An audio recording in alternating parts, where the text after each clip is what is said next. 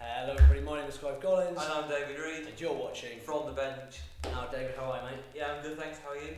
I'm not too bad. What's been going on in football recently, Dave?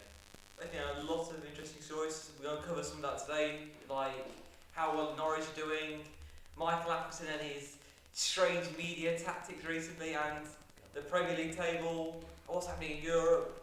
Yeah.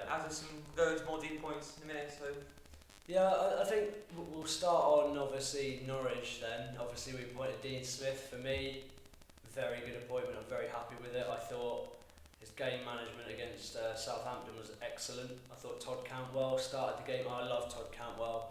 I'm not one of these that are going to write him off and slate him all the time because he's a quality player and on his day, probably one of our best players.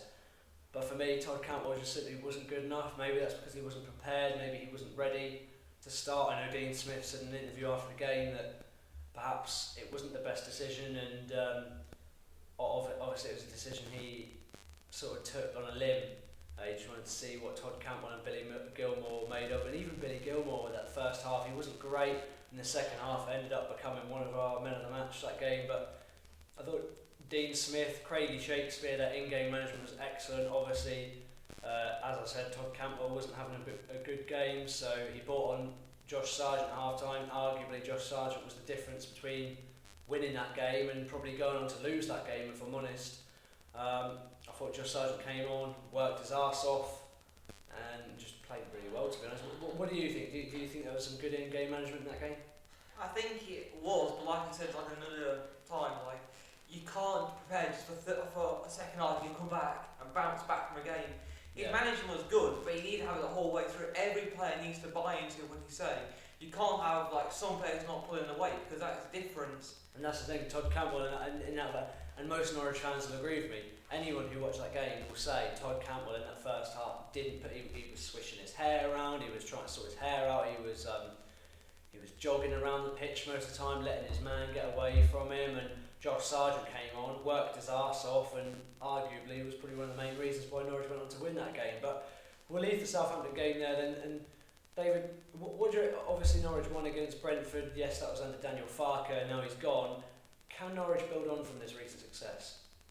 I think it's too early to say anything real concrete because you can easily hype like 2 wins, like we're hyped up Brentford. Oh yeah, now they're on a downward spiral. Yeah, you can say Norwich will play good in their management, but when you got a better team, like a small team, that will prepare for games. I think Wolves will be a big challenge. Yeah, it's with Dean Smith, he's been in the Premier League, and managers in pre-season were prepared for Dean Smith. It's not like he's changed his tactics completely. He hasn't gone. I'm going for back 3 or something like that. It's not like Norwich have gone and got another wild card like that Knudsen guy that Norwich were linked with, or even I think for me, I think Frank Lampard would have been a little bit of a wild card because he would have brought in the young players. I know Dean Smith is trying to do that as well, bringing in Abu Kamara from the youngsters team. I know he's been a bit of a goal machine for the under 21s and the under 23s recently, so it's good to see Dean Smith straight away bringing in some youth talent. So hopefully we'll get to see Abu Kamara perhaps soon appear. But I think you're right. Norwich are obviously going to face some more challenges coming up. I think Wolves this weekend, tomorrow at the time of recording this, I think that's going to be a really good test. Obviously Wolves are in good form. They beat an in-form West Ham team, but you could say Norwich went and beat an in-form Southampton team. So it's going to be interesting to see how Norwich approach this game. Is the lineup going to look much different? I don't think so. Will Todd Cantwell start? If he's had a good week in training, then I think we'll stick with him. If not, I think Josh Sargent has every right to start on that left-hand side. So it's going to be an interesting game. And I think for me, Norwich can build on from this. I think they're starting to show they have the players to compete in this division. I know you don't think so, but Norwich have the players. I think to compete in this division. I think have got some good players, and they've got a lot of players haven't played in a tough league before, and now you try and tell them they're put into a relegation battle, really, like the fight for survival, when they haven't done that before. That is the problem. I'm not saying they're not good enough. I say they haven't got the experience.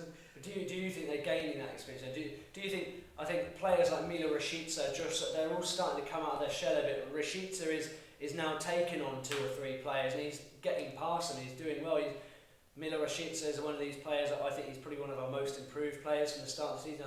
I think Matthias Norman has fit into the Premier League like a puzzle piece, hasn't he? I think it's can't have a player. I'm not saying he does some good moments, and I can't argue with that. But we've got to see him long term. It's only we're only halfway through the season yet. Until if Norwich can get to January with 15 to 20 points, then I don't see why Norwich can't stay up this season. You can stay up. That's the thing, and it's not a question of you staying up. It's a question of can the players keep consistency. Yeah. Because when you look at the defence, they can be great. You can keep clean sheets. You can be great. But on the other hand, you see him come back against Everton. He has that prone lapse or hand he slipped against Southampton. If he slipped against, say, a team coming up, he slips again. What's going to happen? He slips against a quick attacker, and luckily for Norwich, the rest of our defence was sort of in the right place at the right time, and obviously Tim Krul pulled off a brilliant save. But I think if that's against a Wolves, so that if that happens against Wolves, you've got Jimenez at Adama Traore barrelling down on Tim Krul. He's got no chances. So I guess you're right in the fact that I think that's one of the main things Dean Smith is going to have to really get rid of, and that's Norwich City's worst attribute is the silly mistakes. If Norwich were to cut out the silly mistakes, I mean the amount of good football Norwich City played and have played this season at times, and we've seen that. Obviously, yes, this is a new team. Daniel Farke brought in 5 or 6, 7 starting players, so they were never going to gel straight away. Yes, everyone was excited this summer, and Norwich started the season abysmally, probably worse than Derby, to be honest. But I think if Norwich can go and get a point at Wolves, they're going to get 3 points at Newcastle. All of a sudden, if results have gone our way, we're out of the relegation zone, and then you really look at Norwich have all of a sudden gone unbeaten in 4 games, and all of a sudden you're looking at, wow, this Norwich team are looking really good now. So I think it's going to be interesting the next few weeks, and I think the run up to Christmas and the run up to New Year is going to be so big for Norwich, and if they can keep going the way they are at the minute, then I don't see why Norwich can't stay in this division, can you? I can't. It's just keeping, because it's getting all players, like you're asking young players to have consistency, and you see with a load of young players nowadays. You are right, obviously our squad is one of the youngest in the division, so you're asking players, to either score, keep clean sheets, and you're asking can you do it on a weekly basis, and that's the problem. They can do it now and again, and need quality other players around them, more older players around them to support us. So you're like Pookie up front. You need your Pookies, you need your Grants in there. Yes, Grant Hanley makes a mistake, but tell you what, a player that was absolutely excellent against Southampton, Ben Gibson, had his best game in a Norwich shirt for me. I thought he was absolutely excellent, and that's the type of performances Norwich need week in, week out from those type of players. It's just like, you need other leaders. When you had Tetty there, even though he didn't play, that presence in the dressing room when you next to a player. When you have a player like, when you look at all teams, when you look at Man City, you've got Scott Carson. When you see Scott Carson, big personalities, but leaders. Look at Wes Morgan, he wasn't playing. We don't know he played. He's shade like Fofana, Sayunchi. When you have a guy like that, we have players who give up like playing week in, week out football just to help a team, and that takes a lot to go. I don't want to play week in, week out. I'd rather now and again play, but give your heart to the club. And that's what Tete was doing. I remember in an interview, I can't remember if it was last season or the season before, but I remember Tete he said in an interview, he said, I'll do anything for this badge, I'll do anything for this team, and he said, if they want to put me in goal, put me in goal. If they want me to play centre back, I'll play centre back. He's one of these players, and I would love it. I'd love it if when Tete is done at, where is he, Rossavo? Somewhere like neck of the woods, isn't it? Somewhere like that, and wherever he is now, I want him to come back and hopefully do a bit of management and coaching, a little bit of coaching course, and maybe get him on the sideline, get him. This is what I love about Dean Smith, and this is what I love about Craig Shakespeare. Both of them on Saturday were absolutely phenomenal. Mila Rashica constantly getting called over to the sideline. Do this, do that, do that. One of it, Craigie Shakespeare, was on Max Aaron's. Get to your man, get closer to Walker Peters, don't let him get away. And eventually, Rashica nicked the ball off him. Max Aaron's and Rashica played some good football. And Team of Pookie scored with a good header that McCarthy, probably should have caught. Good header nonetheless. And I think Pookie could be a real threat under Dean Smith, and I think he's going to find a way to utilise him. Because I'm going to say this phrase because I love the man. Feed the goat and he will score. Feed Teemu Pukki and he will score goals. He's on the same goals as Ronaldo at the moment. He's got the same amount as Aubameyang. He's got more than Ivan Toney. So people are writing off Teemu Pukki, saying he's not Premier League level. What can I say now?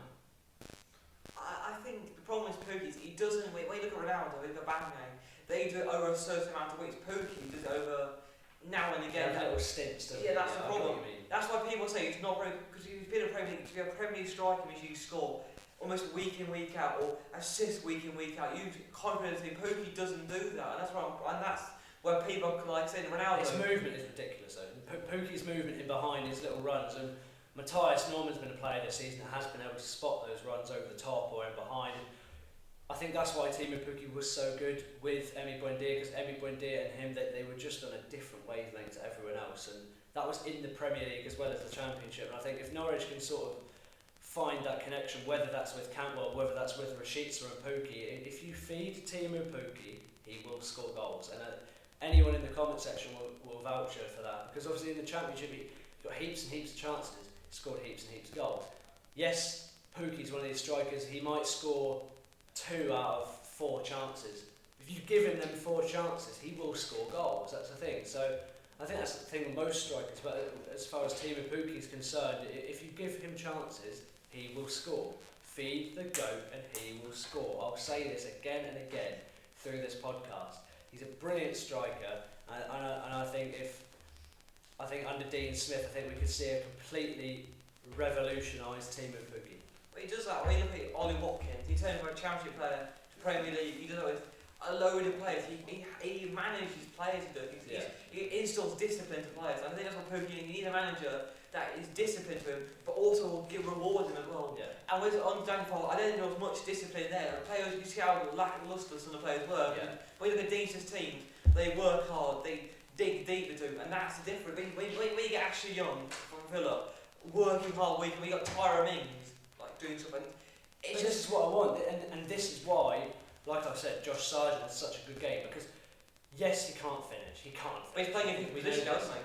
That's what I mean. I think Josh Sargent. Do you agree that Josh Sargent should be playing in that winger role? Because he works his arse off every time he's on the pitch. He's quite good. He's playing one of the centre forward roles. To keep him dropping a bit more deeper, for him to win the ball. So would you stick him behind Pukki then? Yeah, that's behind Pukki, because the thing is, you got him there. Pukki can just go bolt down like the wingers and fullbacks. That's how Dean Smith will really play. Like you want side further away from goal as possible. But you want him create. He can create chances. He's strong. He's fast, and that's what he needs. He's got a good first touch as well. Yeah, but when you play, you don't want having 3 players on top of the pitch. You don't just to win one ball. Yeah. When you've got Sarge, you can win that ball. But everyone come round and do counter-attacking football. That's where you're going to win games now. Yeah, I think that's going to be interesting. But anyway, I think that's enough for Norwich this afternoon. I think the fans can put their comments in the comment section down below, and obviously this conversation could completely change whether we might go and battle Wolves, we might go and get battered by Wolves, but I think Saturday's going to be a really interesting game for Norwich City. But David, let's move on to Lincoln. Good old Lincoln. Michael Appleton, a controversial interview during the week, David. What happened? Oh, Michael Appleton should not be let near any media room. He's literally. You got a young team. He should be inspiring the players. He does the exact opposite. He just kills the momentum. He does. Like the Blackpool game, he says, "Oh, it's gonna be a tough game." He says, "I've got a stronger team." You don't say anything into a final. The game, most of the lads are retired. He played for 90 minutes, and then the weekend he came out and said, "I'm not on the same level as Danny Cowley. I'm here to make money, produce youth players, and a bit of success." He just doesn't care about winning. And that is a problem. Do you think there was a lack of ambition from Michael Appleton in those interviews? When he says stuff, he just says stuff and he contradicts himself. Like he said, a few weeks ago he said, "I'm not happy how my team plays. Our attacking football was terrible." He says, "You're the one picking the formation. You sign the players. This is your squad, and you're complaining." What would you have wanted him to say in that interview? I want to say it wasn't okay. Things weren't right. Yeah. But we're going back on the training ground. We've got good players here. Don't go. "Oh, you're terrible. You're shit." Yeah. You don't kill the team. You've got to. Most of the players are 21. You've got to build up the team, and I think I agree with what you're saying. The fact Daniel Farke had multiple interviews this season when he was in charge. I love Daniel Farke to bits, and I wish him all the best. And I hope he takes another championship team to some sort of glory like he did with us. But with what he was saying in his interviews, like he was the one phrase Daniel Farke was always using is, it'll be a miracle if we beat this team. You go away to Man City, it'll be a miracle if we get anything from Man City. It would take it would have taken minor miracles to beat these teams, and it's like you can't go to an interview and say that. And I mean, like he got given 50 million to spend. He spent it, and in my opinion, he spent it sort of. Parts of it was spent well, parts of it could have been spent better.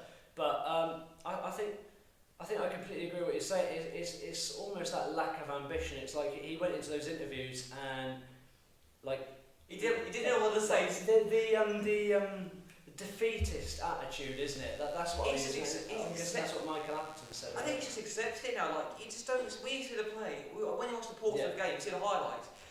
It's actually everyone's like running after the ball. No one's got any tactics. We're clearing the ball, trying to kick the ball away. We've got no pressure in the ball. We're kicking away. Guess how far it goes? Just outside the box. Yeah. No one's taking responsibility. And when I watch Mike Appleton most on the sidelines, he sits down or he just stands there and goes, "What kind of pressure now to lad?" Yeah. He's never won anything. He hasn't. He has no ambition. He's not exciting player. His wife calls him Flatline. That's his nickname because he's just exciting. Yeah. The only thing exciting about him is nothing. As a player, he was boring. As a manager, he's boring. In 3 years, on Wikipedia, he's got 3 lines. He's won no trophies. He comes second in almost everything he does. Yeah. I'm surprised he's got children the way he manages. Are you done with Michael Appleton now? I was done with him in 2 years. He says he wants to make money, but we can't afford a stadium upgrade. We can't afford a squad. We can't afford player wages. Yeah, but then does that come down to club priority as well? We look at Clive Yates, Scully. They're preparing for a transfer with Michael Appleton. They've accepted him like we are first. What? All right then. Looking at it this way, if Michael Appleton doesn't leave, what do you want out of January, and what do you expect out of January? Well, we're losing a lot of our key players, and we're almost in the relegation zone. He's going to buy reinforcements in. Who wants to go to a relegation team managed by Michael Appleton? When you look at the Blackpool game, when the players know they're going, they'll slap it gone. Most of the players stay injured, and they just don't want to play underneath them. We can't attract players. Do you do what he did in the season that got you up, which is does he bring in 3 or 4 loan players? That doesn't fix anything. The problem is they don't burn for the bag. They don't dive for the bag. And we look at the Blackpool game. Nobody was there putting tackles in. No one's there winning balls, and that's why we need a squad. An actual squad that we can put together. At the moment, we're trying to produce youth players, but that is not going to help. We can only fill up 4 or 5 at a time. So should you, I guess, do you go to the youth academy then? Do you invest in the youth academy? Forget about the stadium for a little while. Forget about, I guess, some high key transfers because you probably don't have the funds to make those. Do you invest in the youth academy? In Norwich City, the one thing Stuart Webber focused on most was the training ground. That's the first thing he worked on as soon as he got to we've got the training ground. He picked up the club, shook it a little bit, got rid of everything he didn't wanted, and Norwich City are in a much better place they are now than they were 4 or 5 years ago when Stuart Webber came in. And I think you need someone that's going to come in, shake the club of everything it doesn't want, and then put all the new stuff into it. Lots of things will fall out. Literally, when you look at our Scully, when you look at they're just doing decisions wrong. We're sitting first. We're about 7 games in. When that season was going on, instead of thinking let's wait and see if they'll give a new deal, they gave him a 2-year, 3-year deal. Yeah. And that just killed him. And now we never fired a manager. I think Clive Yates is a great owner. I think he was great what he did with National League. Are you happy with him staying as your owner? Yeah. No, I don't think. I think his time has come now for him. Yeah. If he carries on how he is, he's actually killing the club now. We're not playing exciting football. I bet he's got more money than Delia Smith. I don't think he has. When you say about owners, £5 million. You say about owners, and yes, probably Norwich could do the new owner, but I wouldn't want a Saudi billionaire to come in and take over Norwich because it would just take out the ethos of the club, if you like. I think that's the right word I'm using there. Anyway, but I think it would take away the ethos. It would just take away what the club is, and so people are saying occasionally they say, when things get bad for Norwich, the first person they go for, obviously the manager, but they also go for Delia Smith. And for me, what Delia's done, she rescued the club when she first bought it. I remember her talking in an interview, and it was when Norwich got promoted in the 18-19 season. There was this big, I can't remember if they put it on ESPN, but they put this big interview on, and it was like a documentary of how the season went. And Delia Smith sort of said it was the most expensive meal she ever got invited to, and her and Michael Wynne-Jones both got a seat on the board for £1 million each, and they ended up saving the football club, and it is now where it is because because of them, and obviously because of Stillwell, because we're in administration thanks to Alex Neil's wacky spending in January before Stuart Webber and Daniel Farker came in. But I think when you like an owner or when you like a manager, it's difficult to sort of, I guess, move away from them. And I know you don't like Michael Appleton, but who's going to take the job, David? And do you have the funds to even get rid of Michael Appleton? That's going to be quite a bit. I swear he's just signed a new contract. It's going to be quite a big payout, isn't it? I think the money's not there. Like we're going into the transfer window in pre-season. Yeah. He's identified wrong problems. Like he said, we needed more attacking fullbacks. And we've got injury-prone defence. He didn't sign any centre backs to cover the holes. We signed one new left back. We sold left back. Do you think he would have learnt then? In January, is there a chance for him to rectify that in January? Is there going to be enough fun? I mean, you must be able to bring in some sort of defensive backup. We're not going to. We're going to sell. Once we sell Scully, that's the momentum gone because Tom Hopper's not going to stay fit. Joe Walsh is never going to be fit. When we had Joe Walsh, he should be out the door in pre-season before he kicked the football because he wasn't going to last. Like he lasted 2 games. So you think you should have got your money and ran? Yeah, I do. Well, Joe Walsh ran, he'd probably be injured. But the thing is, I just don't understand why it's the guy's priority. We need attacking fullbacks. Yeah. We don't need we need defensive fullbacks because Bramwell is attacking. He's playing left wing most weeks. Yeah. We've got Regan Paul, who's got the own product of Christian Benteke back in a few years ago. He's got 1 goal in about 5 years. Paul has, and it's just like you look at the team. There's no leaders there. It's inconsistent, and who can you buy to fix the problem? We can't afford players. And Do you go for the youth players of other teams? You got our goalkeeper, didn't you? You got one of our goalkeepers. Yeah, but he's not going to sell. So I guess you wouldn't get him, but you could look at players like Ballymumba. You go to Norwich's youth academy. You look at players like. So I think the thing for Lincoln would be to go to other teams' youth academy and just bring as many in as they can. But the problem with that is that my captain doesn't have any tactics or teams. When you look at any management team, what's your youth stuff like? You must have some sort of youth academy stuff. I think we do, but it's not very good. Like we don't produce many players. I think in the past century we produced about under 20 players, and it's terrible. And my captain doesn't care really because we had what they called Chapman. His name was. He was one of our own. Literally, he came to the academy. Yeah. He was getting back for his dad and said, "I don't care for you." And literally, when he was one of our own, he's saying now to the academy, "I care about academy players," but he doesn't because he wants to sell them. Like Sam Long, he wants to sell him. We don't need. We need a number 1. Sam Long has potential coming into number 1. We've got Freddie Draper. We've got players like that who have the opportunity under a new manager. Like we look at Danny Cowley, we did for Lincoln. Like Luke Wolf was saying, the National League, it was 3-0 down 10 minutes to go, and they knew they could turn that back to 4-3. And Mike Appleton, you're 1-0 down, it stays 1-0 down, or you're winning 1-0, it stays 1-0, or you draw 0 down. There's nothing. It has a rigid shape. It doesn't change. Like he plays 4-3-3 most weeks. Domestic got players. We play 4-3-2-1. Domestic got players. Even you haven't got a striker, he sits anywhere up front. You haven't got we've got 1 right back. We have no academy right back, 1 right back. He sits Teddy Bishop at right back, and he's mixing. We've got a very deep midfield, and the problem with deep midfield is when you get a ball, counter-attacking football, the midfield's too deep. And I'm looking at going to Portsmouth game. We had 1 player in the box.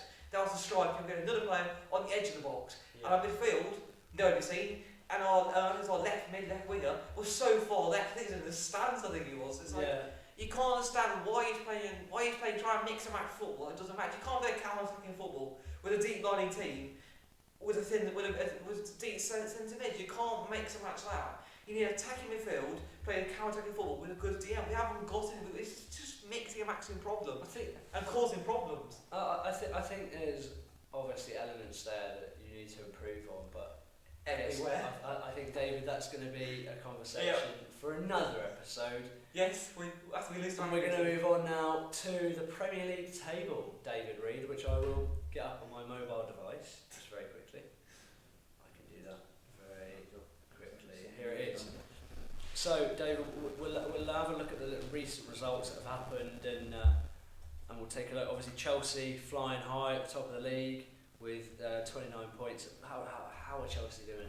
I think it's quality everywhere. Literally, the midfield, they're packed. The defence, it's literally youth, and it's also got experience as well. And Mendy, look at him now. The goal. Mendy's excellent. He literally, it's just an example. Like when you look at the Champions League games, Juventus, even though they win at 3-0 time, Thiago Silva just gave his body to not keep a clean sheet. That is the difference. They commit. They played a back five to do, so they got attacking full backs in a good solid shape. It's working for them. I think for me, N'Golo Kante is probably one of the best midfielders in the Premier League Jorginho right as now. well, I think Loftus he's Cheek. excellent. And obviously, Lukaku and Werner, they're both good strikers. I think Lukaku will be back fairly soon.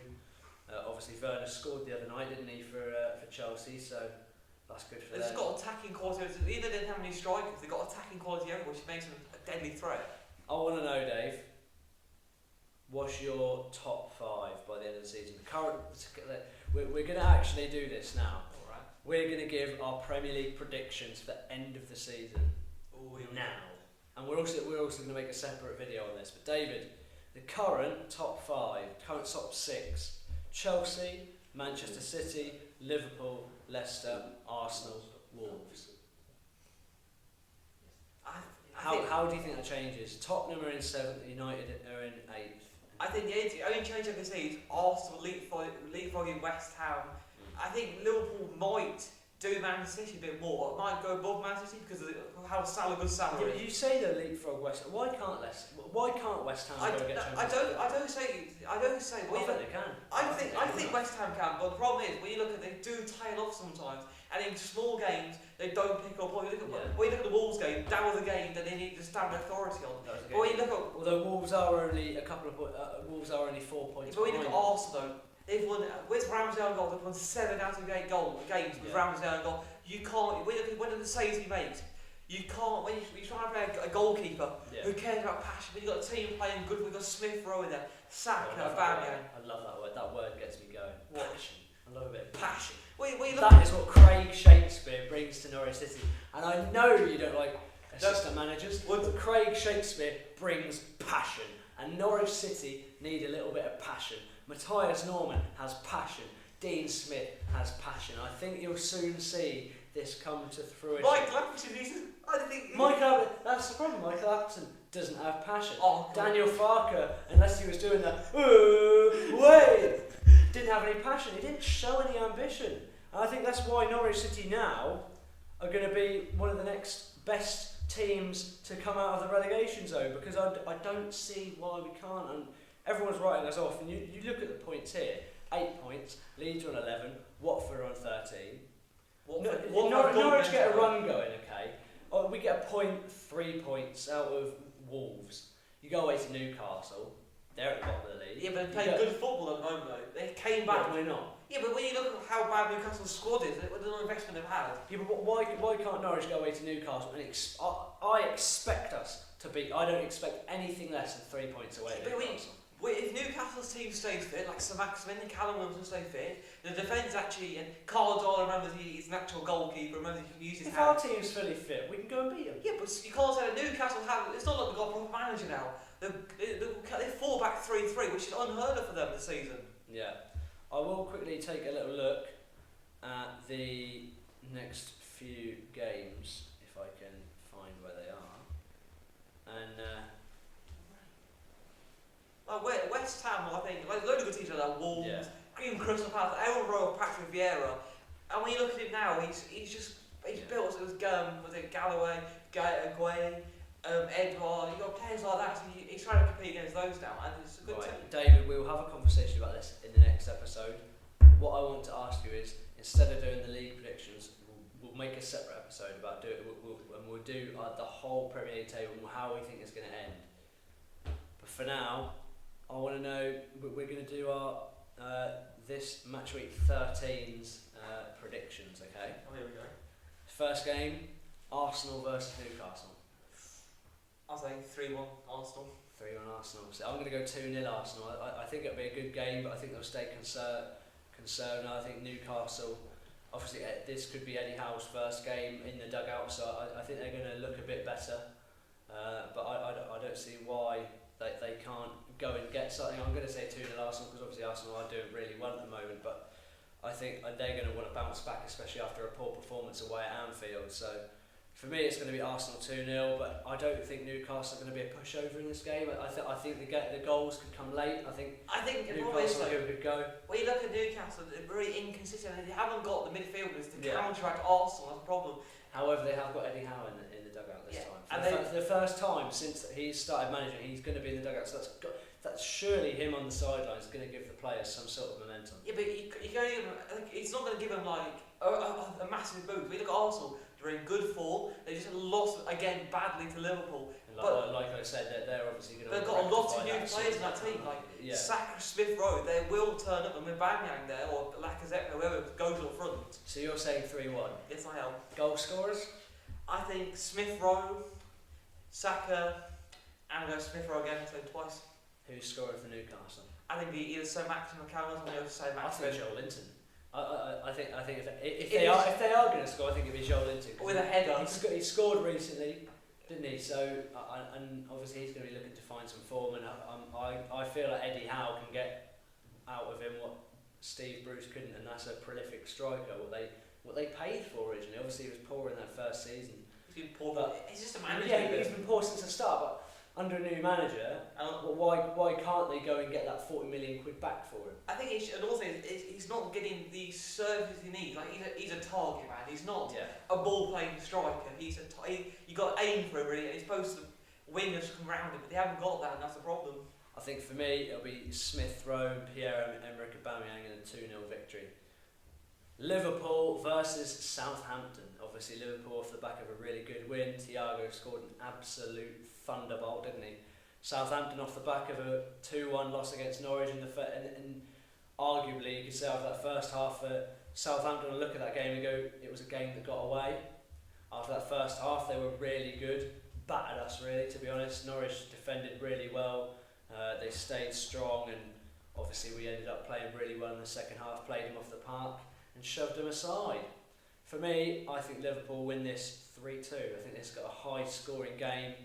I think it's going to be quite an open game, and it's going to be interesting to see if Southampton can maybe claw back some of the poor performance that they had. I'm saying 4-0 Liverpool. I'll say 4-0. I think they've got a good momentum. Yeah, but Southampton always have goals in them. I know, but when you look at Liverpool, how well the team, most have got good solid with Salah in there, Mane, they've got players like that, Jota. You've got to have that one game per week that goes a bit mental, and I think for me this is that game. I don't think it is. I think they might score one. I think luckily, but I think it's just be Liverpool dominating the match, 67%. I think they'll dominate. But I think that there will be a section in the game where Southampton really, because when Southampton do turn it on, that they can be really good. Yeah, but so you say about Liverpool, when they turn it on, they pass the ball over 20 minutes to Man United's own half, so you can see whatever happens. But so I'm going 3-2. You're going 4-0. 4-0. Who's your goal scorers, Dave? I think Salah with a hat trick, and I think Salah with a hat trick. And I think Jota. Jota. I'm going to go for. I think Sadio Mane is going to score. I'm going to go Salah. I think Trent's going to score a free kick in this one for me. And for Southampton, I think Armstrong and Adams will score. Norwich City versus Wolverhampton Wanderers. Now this is going to be a tasty fixture, this one. Both teams on decent form. Norwich City is starting to find their form, starting to find their feet, finding their groove. Wolves obviously off the back of a really good win against an informed West Ham team. David, how do you think this one's going to go, mate? I'll say 2-0 Wolves. 2-0 Wolves? I think they've got such good momentum about it. The team is playing so good football, and it's hard to say them really losing good momentum. And when you can take it to West Ham and you can hold on that long against West Ham, that shows you a strong team. Do you not think a packed out Carrow Road, big atmosphere, big informed team? Obviously, they're going to have the momentum behind them, aren't they, Norwich? With the atmosphere, with the fans, with the crowd. The new manager's now had a week with the team to train. I don't see why Norwich can't go and get something. And for me, I'm going 2-1 Norwich again. I think Norwich are going to win 2-1 again. Going to keep the same pattern. I think Norwich will score first in this game. I think Wolves will equalise probably at half time. I think Norwich will go on to hopefully win the second half. But for me, this is going to be a big game for Norwich. And if they can overcome Wolves, then they can overcome most of the teams in the division. Yeah, I think for me the goal's going to be a Daniel Traore, and I think Hwang Hee-chan, I think he's finally.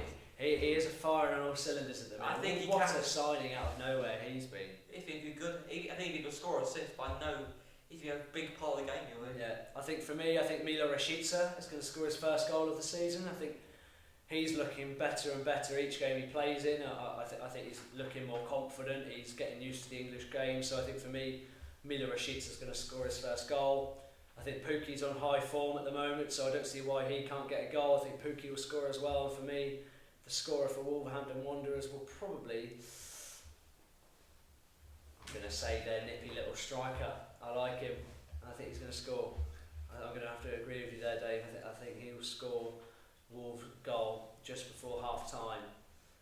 Crystal Palace versus Aston Villa. That's going to be a high scoring game, that is. That's going to be a high scoring game. When you look at Crystal Palace last time against Burnley, that was a high scoring game. There's always goals when there's Crystal Palace involved. Even Benteke's scoring now, so. Obviously Aston Villa, they're looking good at the moment. Stevie G's now had a week with the team as well, just like Dean Smith with Norwich. How do you think this one's going to go, Dave? I think it's going to be 2-2. I think it's going to be such a high scoring game. I'm going to have to. I can't disagree. I'm going to say 2-2 as well. Well, you look at the teams, they're so be matched over the areas of the park. You can see one might edge it eventually like the 90th minute, or might win 3-2. But for me, it's 2-2 it is in the end. Yeah, I can totally agree with that, and I don't see why it can't be a completely even game. Who's your goal scorer then? This is a difficult one. I think Benteke is going to score because he's an absolute beast. I think he's an absolute unit. I think Michael Olise might come on and score a goal, unless he gets started, of course. I could see Olise scoring. For Aston Villa, I could see Emi Buendia scoring a goal or getting some sort of assist. And I think Danny Ings will score. What about you? I think the young midfielder for Palace. Oh, yeah. Oh, Gallagher. Yeah, Gallagher. He's in good goal scoring form. And I think Gallagher and Benteke and Tyrone Mings and... Tyrone Mings, big centre back. I think Tyrone Mings and Ollie Watkins. Love that. Don't mind that.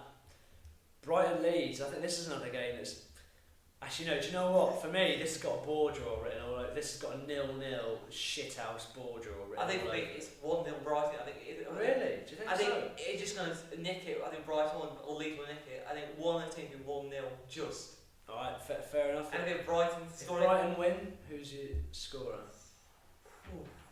I think it'd be Trossard. I think he's such goal scoring form. I do like Trossard. He's a good player. I don't like Neil Maupay. Well, Danny for me, Neil Maupay is one of them players. He's such a shithouse. If he's on your team, you absolutely adore him. If he's against you, you bloody hate him. You hate his guts. For me, that's a ball draw written all over it for me. Brentford Everton. That's high scoring game. This is an interesting one for me. I'm going to go 2-0 Everton. I think Brentford haven't been good enough recently. And at the minute, but it's been a game to springboard them. It could be, but for me at the minute, both of their seasons aren't going great, are they? Everton and Brentford. So for me, I think this is going to be the game where Everton sort of pull their season back, maybe. And I think Brentford's season's just going. It's just going downhill for me. But I think my goal scorers. Let's think. Who's going to score for Everton? I think Dominic Calvert-Lewin, Damari Gray, I think both of them will score. I think that they're both quite good players, and I like Damari Gray, and to be honest, he's a player I don't see why Norwich didn't try and pick up before Everton did. Obviously came in on a free transfer, so it's one of them players where I thought that's a player Norwich could have looked at, really, isn't it? I think 2-1 Everton. I think it'll be Townsend and Gray, and I think Tony will score for Brentford. Fair enough.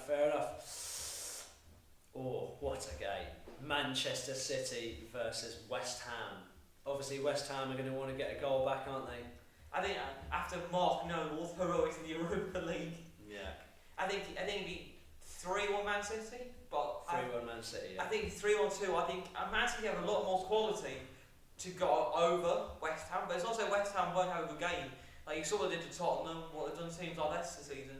I think they can score. I think they might win the game, but I think when you look at Man City play, the quality they've got all over the park, you can only see them really dominating the match. And when you see goals coming from Rodri, coming from like Mahrez, Bernardo Silva. When you see assists coming from everywhere, you can only see really like 3-1 for me.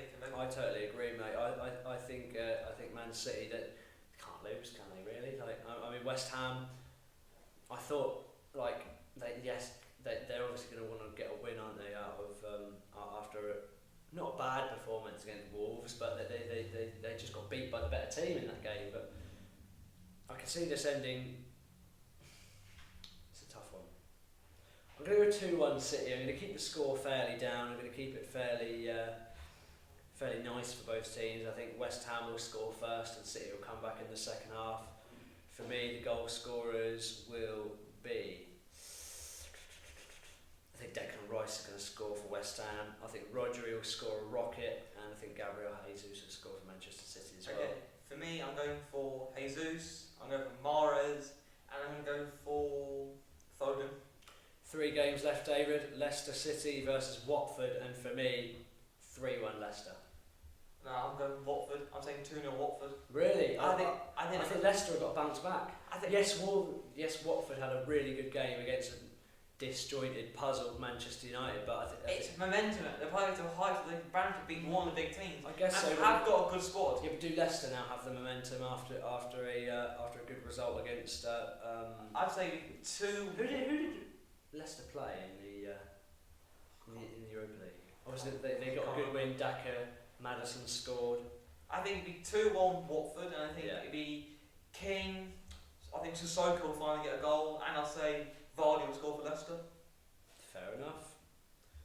Burnley, Tottenham, David. Or if that's... We're running on a tightrope at the minute because, as you can see, ladies and gentlemen, my phone is about to die. Burnley, Tottenham. Ball draw for me. Ball draw. Either that or Burnley beat them 1-0. I can see I think it'd be 1-0 Burnley, and I think it'd be Chris Wood. You can see Chris Wood, or be Max Cornet. Yeah. You can only see really. I think so you can't see Tottenham just haven't got them. Even with a good manager, you can't see them like. With all the happening in the media, what's happening with the squad? Their team just looks so disjointed. It's just not together. In that game in the Conference League, didn't it? But alright, the biggest game of the weekend. I can finally turn my phone off. Chelsea versus Manchester United, and this will be an interesting game. I think you can only see Chelsea really. Even with Michael Carrick's amazing tactics. United did look very good in the Champions League. Yeah, except for Chelsea, they beat Juventus, who. True. Yeah. Actually, do you know what? There's no getting past this Chelsea team in a minute. I'll go 2-1 Chelsea. I think there's goals in this game, but not. If Lukaku's back, it'd be a lot of goals. I think 4-0 Chelsea. Really? You think they'll batter them? I think they will. I think if the goals, I think it'd be Reece James. If Lukaku's fit, I think Lukaku will score. You can see players like. I see like the Rudiger scoring. I love my goal scorer. And I can just see players like Kante scoring again. I can just see really stand there throwing the Premier League and going, this team is just not one season. This league is ours. Yes, when you see them dominating the Champions League now, they're dominating anywhere now. The team, even with they put Loftus-Cheek in them, they can fit any team and they just dominate games. I think Reece James scores. I think Werner's going to score. He's looking like he's back on form, and for me, Fred's going to score for Man United. Oof. Big boy Fred is going to score in the Premier League. It might be an own goal, but we can help that. It might be, David. It might be. I don't know what end he's going to score at, but it could be either. But yeah, guys, I think we'll close out the episode there. I think it's been a very interesting episode. It's had a bit more structure to it this time. We spoke about Norwich. We spoke about Appleton. We spoke about the Premier League and what we think, and I think it's been a very entertaining episode. Hopefully you guys enjoyed it, and soon you'll be able to listen to us on Spotify, so that is something to keep an eye out on. If you want to follow our Instagram page, in the link in the description down below. And we hope you guys have enjoyed today's episode, and you've been watching From the Bench.